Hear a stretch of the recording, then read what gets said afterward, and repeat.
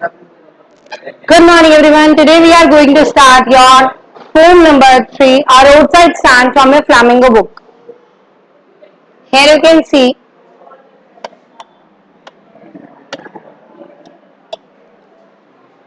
the little old house was out with a little new shed in front at the edge of the road where the traffic sped. A roadside stand that too pathetically flat, it would not be fair to say for a dole of brat. But for some of the money, the cash whose flow supports the flower of cities from sinking and withering faint, the polished traffic passed with a mind ahead, or if ever aside a moment, then out of sorts at having the landscape mad with the artless paint. Here you can see the meaning of pathetically. What is the pathetically meaning? In a way that arouses pity, especially by displaying sadness. Pathetic बोलते नहीं, इसकी बहुत ज्यादा pathetic condition है, बहुत ज्यादा critical है, जिसको इम्प्रूव नहीं किया जा सकता या थोड़ा सा मुश्किल है इम्प्रूव करना.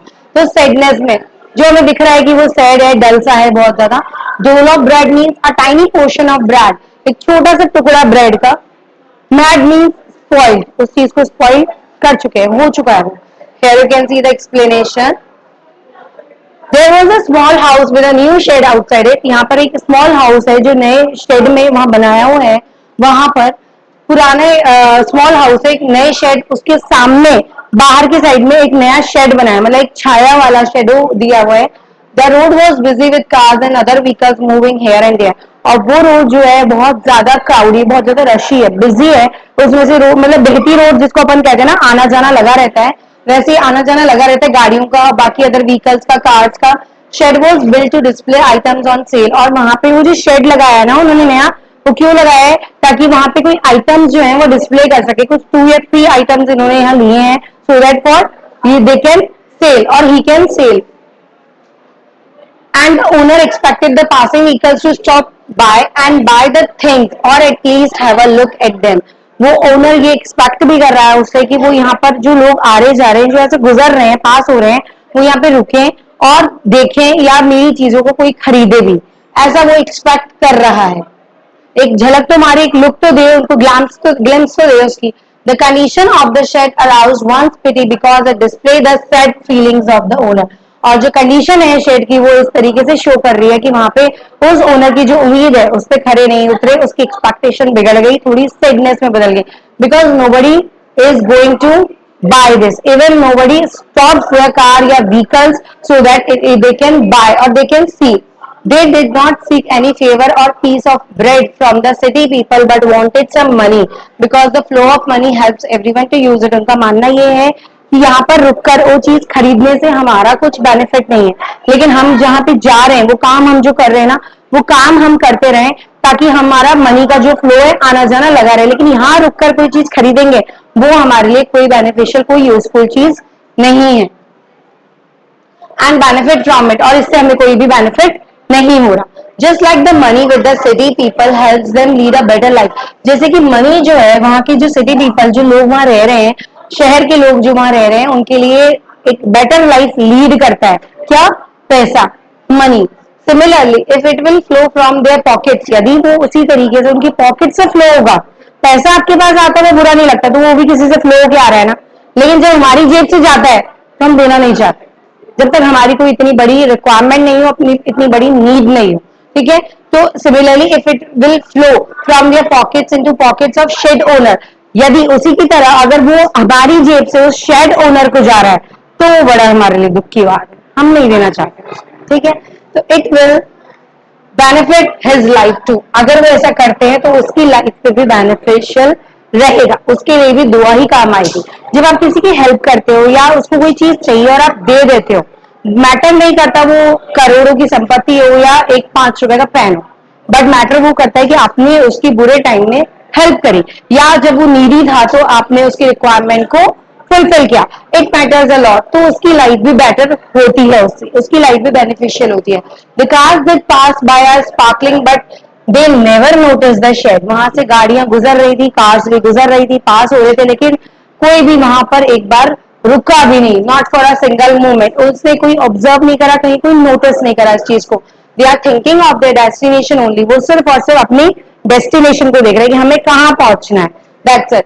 If by chance they do stop at the shed, यदि कोई लकीली वहां पे स्टॉप होता है, वहां पे रुक के देखता है, तो ये कंप्लेन करने के लिए कि ये जो तुमने पेंट किया है ना हट की तरफ, ये जो इसका कलर है जो पेंट किया है और जो शेड है ना, ये इसकी ब्यूटी को, जो यहाँ पे लैंडस्केप है ना, इसकी ब्यूटी को स्पॉइल कर रहा है, मजा नहीं आ रहा, कुछ और कलर करते तो एनहेंस रहता, अफेक्शन रहता, सबको अट्रैक्ट होते, लोग यहाँ रुक के तुम्हारा देखते भी, कोई चीज खरीदते भी, तुमसे बात भी करते.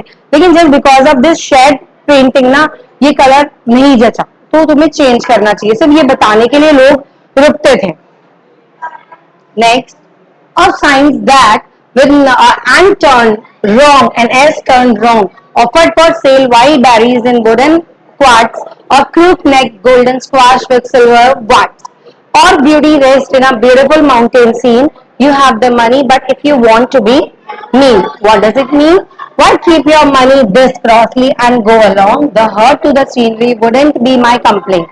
What is the meaning? Squash, here you see the word which means a fruit. यहाँ पे squash का मतलब क्या है? Fruit है. Wax मतलब एक small growth outer surface की, कोई एक हल्की सी growth हो जाती है बाहर के surface की, जो grass होती है ना, उसकी थोड़ी सी crossly in an annoyed और angry way, कुछ बहुत ज्यादा गुस्से के तरीके से या फिर एक avoid होने के करने के तरीके से. What is the explanation of this? Here you can see. Here the poet says that as the people living in this shed are poor, their surroundings are not well maintained. वो जो shade में रह रहे हैं, जिन्होंने shade लगाया है, definitely उसको जरूरत है तो लगा. देखो, आप कहीं जॉब करते हो या बिजनेस करते हो तो क्यों करते हो? पहली चीज आपकी रिक्वायरमेंट फुलफिल हो जाए, मतलब पैसा कमा लो, ठीक है. दूसरी चीज, हमारे आने वाली ग्रोथ को अपन देखते हैं कि ठीक है, हमारी जो आने वाली जनरेशन है उसको प्रॉब्लम नहीं हो, क्योंकि हमारे हमारे आने जो हमारे एंसेस्टर्स रहे हैं उन्होंने भी हमारे लिए कुछ देखा होगा, तभी हम यहाँ खड़े हैं. थोड़ा सपोर्ट उनका रहता है, बाकी पूरी मेहनत आपकी रहती है, थोड़ा लक भी होता है, लेकिन जो लोग पूरे डिपेंड होते हैं लक पे, ये मेरे बाप दादाओं की संपत्ति तो मेरे को मिलनी है, ऐसा नहीं होगा, ऐसा पॉसिबल ही नहीं है.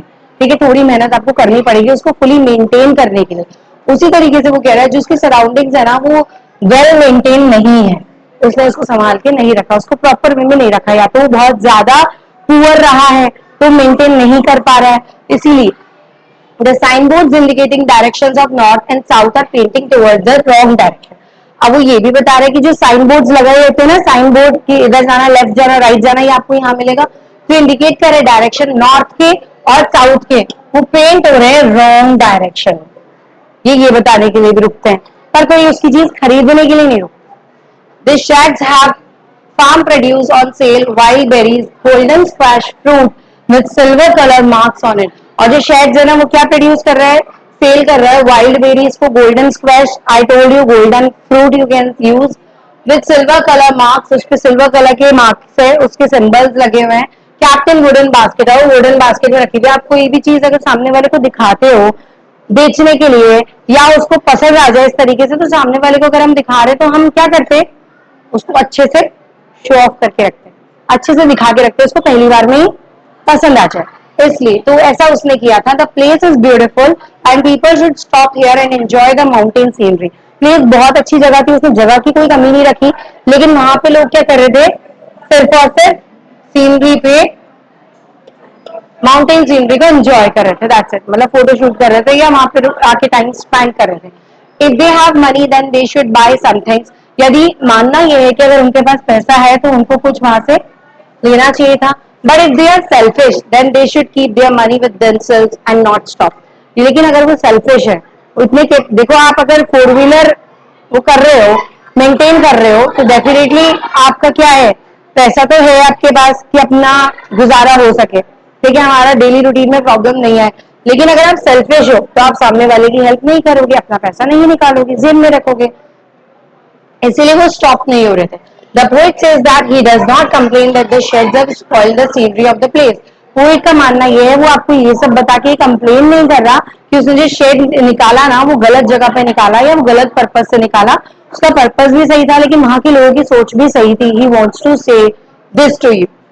Next, so much as the trusting sorrow of what is unsaid. Here, far from the city, we make our roadside stand and ask for some city money to feel in hand to try if it will not make our being expand, and it give us the life of the moving pictures promise that the party in path is said to be keeping from us. What does it mean? The poet says that these people who have opened the shed are keeping faith in a promise which was never done to them. उन्होंने आप कोई चीज शुरू करते हो तो एक उम्मीद के साथ करते हो, एक होप लेके करते हो, एक एक्सपेक्टेशन के साथ में आप उठाते हो उस चीज का जिम्मा, लेकिन वो लोग वहां पे और एक प्रॉमिस भी होता है लेकिन सामने वाले ने ये चीज करी नहीं, कुछ चीजें सामने वाले पे भी डिपेंड होती है, तो यहाँ पर उसका एक प्रॉमिस था, एक फेथ था एक प्रॉमिस पे कि नहीं मैं बहुत कुछ कर जाऊंगा, लेकिन वो ऐसा कुछ नहीं कर सका. Here the promise is their expectation that the cars passing by will stop at the shed and buy some stuff from them. और यहाँ promise क्या था कि वहां पे बहुत सारी cars जो है, बहुत सारे vehicles वहां से pass होते हैं, so वो रुकेंगे भी और वो रुकने के बाद यहाँ खरीदेंगे भी, लेकिन ऐसा possible नहीं हो रहा था. They have built this shed far from the city and they expect that the city people will flow some money out of their pockets into the hands of the shed owner. और उनका मानना ये था कि city people जो है अपनी pocket का मनी उस शेड ओनर को नहीं देंगे, उसका बेनिफिट नहीं कर सकते वो. The shed owner wants to feel the money on his hands, और शेड ओनर जो है वो पैसा जो है अपने हाथों में फील कर रहा था.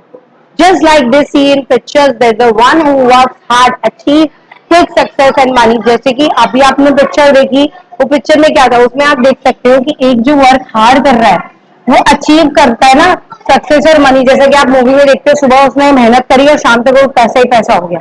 हम मूवीज में सीरियल्स में यही चीज देखते हैं, बहुत हार्डवर्क दिखाते हैं और सडनली बहुत इंस्टेंट चेंज आ जाता है. वैसा ही उसने यहाँ किया था कि मैं एक स्टैंड खोलूंगा और फटाफट से रोड साइड में, वो बहती रोड है, सब कुछ होगा, मेरी भी चीजें खरीदी जाएगी, इसीलिए उसने कम सामान रखा था, जितनी उसकी मेंटेनेंस है इतना ही उसने रखा था कि हाँ मैं इतना ही फुली मेंटेन कर पाऊंगा, उससे ज्यादा दुकान नहीं भरी थी उसने. इसीलिए उसने एक ठेला टाइप जो लगाया उसको सक्सेस और मनी पाने के लिए लगाया था, जैसे कि मूवीज में देख के हो जाता है, इसीलिए वो वहां से एनकरेज हुआ था थोड़ा सा, इसीलिए उसने एक होप रखी थी, लेकिन उसने ट्रस्ट करा उन आइडियाज को, एक्सपेक्ट कर लिया कुछ money. Cross aid that the political party in power. Cross में ये भी ऐड करा कि जैसे कि पॉलिटिकल पार्टी जो करती है पावर में लेके उनको स्टॉप कर दिया जाता है फ्लो ऑफ कैश जो उनका आ रहा है. पॉलिटिशियन के पास बहुत अच्छा कैश होता है एज वी ऑल नो, वो उड़ाते भी है सिटी से. तो डिवेलपर्स जो है रूरल पीपल के, वो वहां पे क्या करते हैं, उनको खरीद लेते हैं, उनको बेच लेते हैं. Next is, it is in the news that all these pitiful keen are to be bought out and mercifully gathered in to live in villages next to the theatre and the store where they won't have to think for themselves anymore.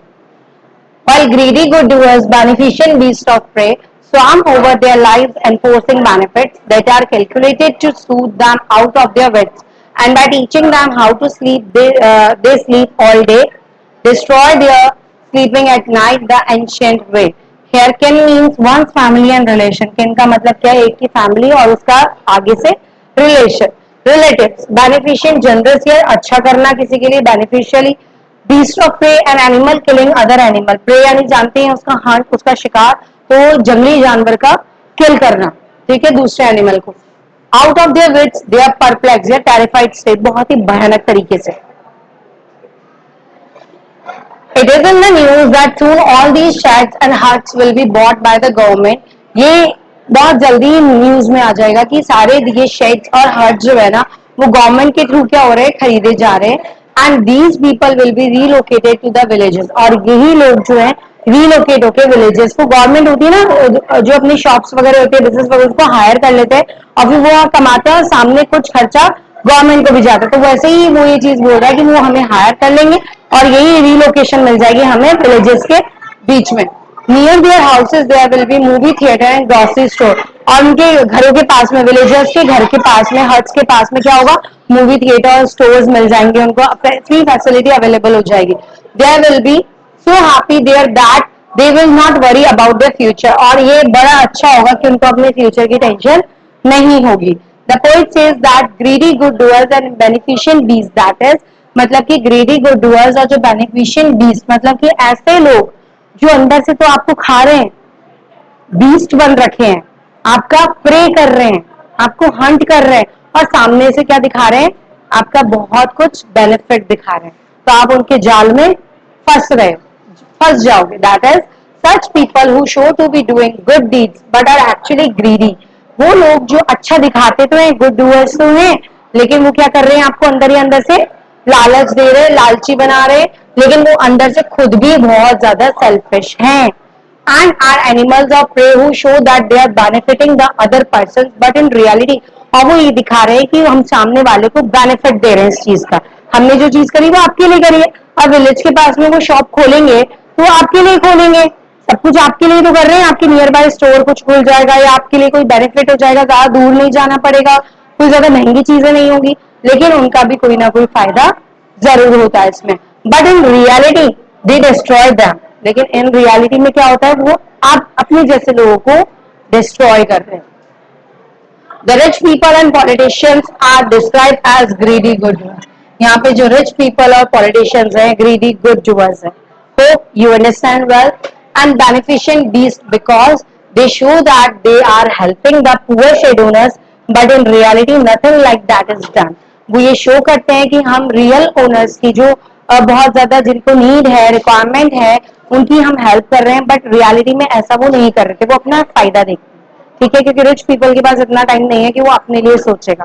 ठीक है, और ना politicians के पास इतना time है, वो सिर्फ पैसा बनाना जानते हैं. Actually, they are encircling their lives and forcefully giving them such benefits which have been well planned. और फोर्सफुली तो वो करा नहीं सकते, और वो वहां पर ऐसा जाल फेंकते हैं कि डेफिनेटली आप उन्हीं की बात में आ जाते हो. दुनिया गोल है, घूम फिर के आप वहीं उसी पॉइंट पे आ जाते हो. आपको इतने ही ऑप्शंस मिलते हैं so that you can choose the politicians और ग्रीडी गुड डूअर्स ऑप्शन.